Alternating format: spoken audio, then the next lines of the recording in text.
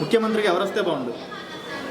ఇక నా ప్రశ్నకు ప్రజలు, మధ్యతరగతి ప్రజలు, పేద ప్రజల ఆశాదీపము డాక్టర్ వైఎస్ జగన్మోహన్ రెడ్డి గారు, వైఎస్ రాజశేఖర రెడ్డి గారు తనయుడు.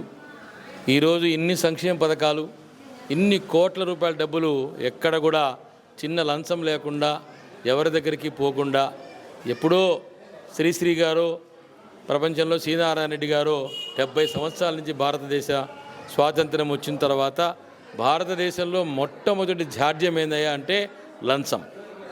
లంచం లంచం లంచం లంచం లేనిది ఏ పని కాదనేది భారతదేశంలో ఉండే ఏకైక నానుడి.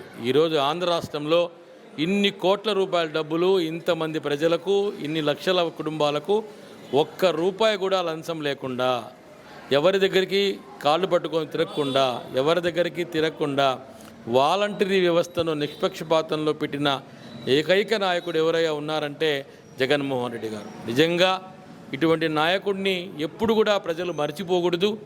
ఇటువంటి ప్రభుత్వ వ్యవస్థను ఎప్పుడు మర్చిపోకూడదు. మనకి ఇంకా మంచి జరగాలి, ఇంకా న్యాయం జరగాలి. ప్రభుత్వం సొమ్మును పెత్తందారీ వ్యవస్థ లేకుండా ప్రజాప్రభుత్వం వ్యవస్థ వెళ్ళాలంటే జగన్మోహన్ రెడ్డి గారు ఒక్కళ్ళే ఈ యొక్క పథకాలను వీటిని కనిపెట్టింది.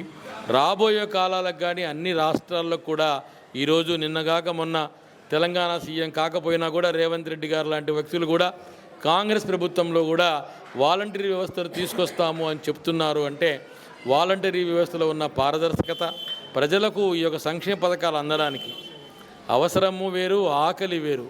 ఆకలి తీరుస్తున్న జగన్మోహన్ రెడ్డి గారు కాక ఇక ఏ ముఖ్యమంత్రి గారికి ఈరోజు మన రాష్ట్రానికి ముఖ్యమంత్రిగా అయ్యే అర్హత ఉందో ప్రజలందరూ కూడా మీరే చెప్పాలనేది మీ అందరూ ఈరోజు మీ యొక్క భావంగా మీ అందరికీ చెప్తున్నాను. సార్, ఇప్పుడు చూసినట్లయితే పవన్ కళ్యాణ్, చంద్రబాబు నాయుడు పొత్తు పెట్టుకొని వస్తున్నారు.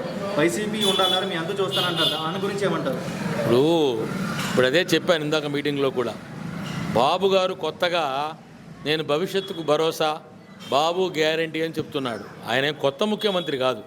14 సంవత్సరాలు మన రాష్ట్రాలను ఇచ్చిన ముసలి ముఖ్యమంత్రి. మరి ఆయన ఇప్పటిదాకా ఈ పథకాలలో ఒక్క పథకం అన్నా, మొన్న జరిగిన అసెంబ్లీలో కూడా జగన్మోహన్ రెడ్డి గారు ఏం చెప్పారు? ఏదైనా ఒక 5 సంవత్సరాలు పరిపాలన చేస్తే నీకంటూ మిగిలిన ఒక ప్రజాప్రభుత్వం ఉండాలి, ప్రజా సంక్షేమం ఉండాలి, ఇది చంద్రబాబు గారిది అని చెప్పుకోవాలి అని చెప్పుకున్న ఒక్క పథకం లేదు. మీరందరూ ఆలోచించండి. ఈరోజు జగన్మోహన్ రెడ్డి గారు పెట్టిన తర్వాత చంద్రబాబు నాయుడు గారు, పవన్ గారు చంద్రబాబు నాయుడు గారు గత ఎలక్షన్లో తిట్టాడు. అయ్యా వాడు దొంగలు, మోసగాళ్ళు, దుక్షాలు, వీళ్ళు అంతు చూడాలా అన్నాడు.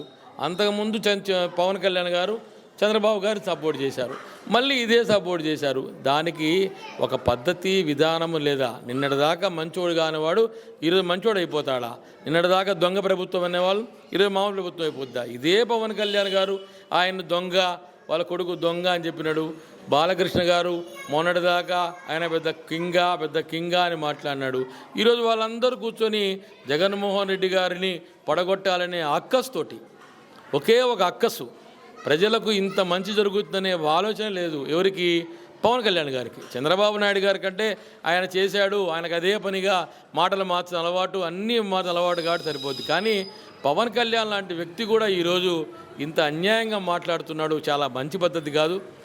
పవన్ కళ్యాణ్ గారు కూడా మంచిగా సపోర్ట్ చేయాలి. ఏ రాజకీయ నాయకుడు చేసినా ఈరోజు ఒక్కసారి మనం అన్ని రాష్ట్రాల్లో, ప్రాంతాల్లో ప్రాంతీయ పార్టీ గురించి ఆలోచించండి.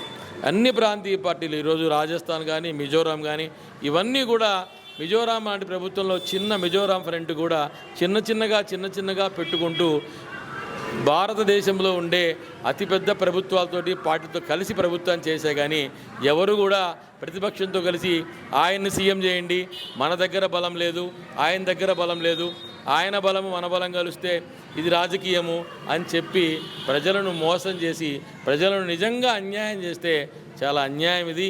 రాజకీయ నాయకులు ఎవరైనా సరే విశాల దృక్పథం ఉండాలి, సొంతగా ఉండాలి. ఇక్కడ భారతదేశంలోనే మొట్టమొదటిగా ప్రాంతీయ పార్టీ పెట్టింది ఎన్టీ రామారావు గారు. అట్లాంటి ఎన్టీ రామారావు గారిని కూడా సంవత్సరం 3 నెలలకు నాదెండ్ల భాస్కర్ రావు గారు దింపేస్తే మళ్ళీ ఎలక్షన్స్ పెట్టుకొని మళ్ళా పెట్టారు. ఈరోజు 5 సంవత్సరాల సుస్థిర పాలన అందించిన ఏకైక ప్రాంతీయ పార్టీ ఏదైనా ఉందా అంటే అది వైఎస్ఆర్ కాంగ్రెస్ పార్టీ, జగన్మోహన్ రెడ్డి గారి ప్రభుత్వం, జగన్మోహన్ రెడ్డి గారి హయామే. ఒక్కసారి ప్రజలందరూ కూడా దీన్ని ఆలోచించాలి. గతంలో ఇక్కడ అందరూ మేధావులు ఉన్నారు. ఆంధ్ర రాష్ట్రంలో ఎంతోమంది ఉన్నారు. చాలామంది కూడా చెప్తుంటా నేను ఎప్పుడు కూడా, నిరుపేదలు ఎప్పుడైతే ఆనందంగా హాయిగా ఉంటారో ప్రభుత్వం కానీ సమాజం కానీ ఆశ ఉంటుంది. ఈరోజు మీరు చూడండి, ఇందాక కూడా మీకు చెప్పాను, అమ్మ ఒడి అనే కార్యక్రమం వల్ల మీరందరూ కూడా చాలామంది చూసి ఉంటారు. చిన్న చిన్న పిల్లలు టీ కొట్లల్లో నిక్కర్లు వేసుకొని చొక్కాలు లేకుండా చినిగిపోయిన చొక్కాలతోటి బల్లాలు తుడిసే వాళ్ళు ఎంతమందిని మనం చూడలేదు. పేపర్ పై తగిలించుకొని చిత్తు కాగితాలు ప్లాస్టిక్ పేపర్లు ఎంచుకొని సాయంకాలానికి పాత ఇనుము కొట్టుకు వెళ్ళి వాటిని అమ్ముకొని ఆ డబ్బిన 50 రూపాయలు 60 రూపాయలు ఇంట్లో ఇచ్చి బ్రతికిన ఎంతమంది చిన్నపిల్లలు ఇంతమంది మనం చూసేవాళ్ళం. ఈరోజు ఆ పరిస్థితి ఎక్కడైనా ఉందా? మీరు గమనించండి. దాదాపుగా మార్కాపురం పట్టణంలో 16,800 కుటుంబాలుంటే ఈరోజు 7,680 కుటుంబాలకు అమ్మఒడి వస్తుంది. అంటే ఎంతమంది స్కూల్కి పంపుతున్నారు? ఎస్టీ, ఎరుకల, యానాది, హరిజన, గిరిజన పిల్లలు ఎంతమంది మార్కాపురం పట్టణంలో. నేను నా కళ్ళారా చూసి ఒక జోలి తగిలించుకొని పొద్దున్నే పాత గుడ్డలు, పాత పేపర్లు, పాత చిత్తు పేపర్లు, పాత ప్లాస్టిక్ సామాన్లు ఎన్నుకొని రాత్రి అమ్ముకొని ఆ డబ్బులు ఇంట్లో ఇచ్చే ఎంతమంది పిల్లలు. ఈరోజు ఆ పిల్లలు లేరు, ఎక్కడ అవ్వట్లేదు. ఆ పిల్లలు ఒక్కరు కూడా అవ్వట్లేదు. టీ కొట్లలో ఎక్కడో చిన్నపిల్లలు బల్లాలు దుడిసి అవ్వట్లేదు. కారణం ఏదంటే ఒక్క అమ్మఒడి. వాళ్ళకు కూడా మన పిల్లల్ని స్కూల్కి పంపించుకోవాలి, ఆనందంగా చదివించుకోవాలి. ముందు పిల్లలు స్కూల్కి వెళ్తే అక్కడ వాళ్ళలో ఉండే టాలెంట్ బయటపడుతుంది. ఆ స్కూల్కి పంపడానికి వాళ్ళకి ఇష్టం ఉన్నా కూడా వాళ్ళ ఆకలి, వాళ్ళ అవసరము దాన్ని చెరిపేస్తుంది. కానీ ఈరోజు భారతదేశంలో ఎక్కడ లేని ఒక పథకం అమ్మఒడి. అందరూ స్కాలర్షిప్లు ఇస్తారు, అందరూ ఫ్రీ బియ్యం ఇచ్చారు, అందరూ స్కూల్స్ బట్టలు ఇచ్చారు, అందరూ ఇచ్చారు. కానీ భారతదేశంలో ఈరోజు ఎక్కడ లేని పథకం జగనన్న అమ్మఒడి. తర్వాత వైఎస్ఆర్ చేయూత.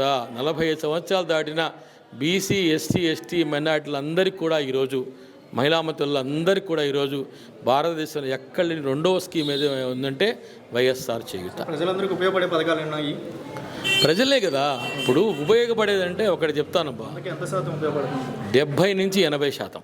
మీ అందరికీ తెలుసు, ఇక్కడ వస్తున్న ప్రతి పత్రికా విలేకరికి తెలుసు, భారతదేశంలో 8 నుంచి 9% ఎంప్లాయీస్ ఉంటే, 8-9% షావుకారులు ఉంటే, 3 నుంచి 4% మధ్యతరగతి కుటుంబాలు ఉంటే, మిగతా 76% కూడా, పూర్తిగా 76% అంతా కూడా అట్టడుగు వాళ్ళు.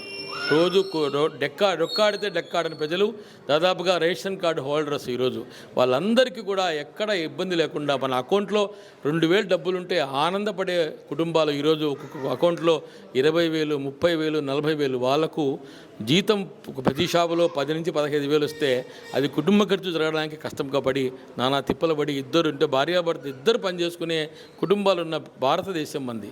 అలాంటి కుటుంబాలు ఈరోజు ఎంత ఆనందంగా ఉన్నాయి. నేను చాలామంది చెప్తాను, నేను యాక్చువల్గా ఆర్యవైశ్య కులానికి చెందిన వాడిని. నేను ఇప్పుడు చెప్తాను, అగ్రకుల వర్ణాలలో పేద అగ్రకులాలకు ఈరోజు ఈబీసీ నేస్తం లాంటి ఇచ్చిన ఏకైక మహానుభావుడు ఎవరో ఉన్నారంటే జగన్మోహన్ రెడ్డి గారు. ఎంతోమంది భారతదేశంలో ఎంతోమంది ఈరోజు మోడీ గారు కూడా పేద అగ్రకులాలకు అండగా ఉండాలి, ఈబీసీ పెట్టాలని చూస్తున్నాడు. కానీ ఈబీసీ నేస్తామని చెప్పి ఈరోజు దాదాపుగా మార్కాపురం పట్టణంలో 4,200 మంది వైశ్య కుటుంబాలు ఉంటే 1,400 మందికి ఈరోజు ఈబీసీ నేస్తం వస్తుంది. నేను చెప్పేది ఇది.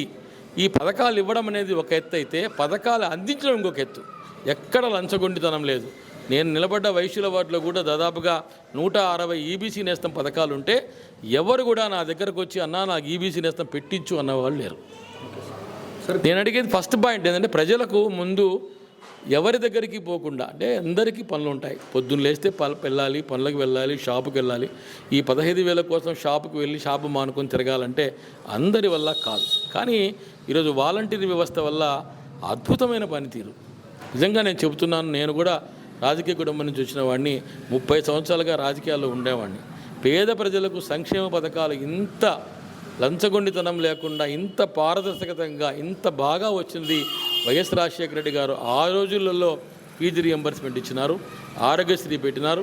ఈరోజు జగన్మోహన్ గారు అంతకంటే 10 నట్లు ఎక్కువ నడిచి చేయూత కానీ, పింఛన్ కానీ, ఇవన్నీ కూడా ఎవరు కూడా, రాజశేఖర రెడ్డి గారు కూడా ఈ ఆలోచన వచ్చి ఉండదు.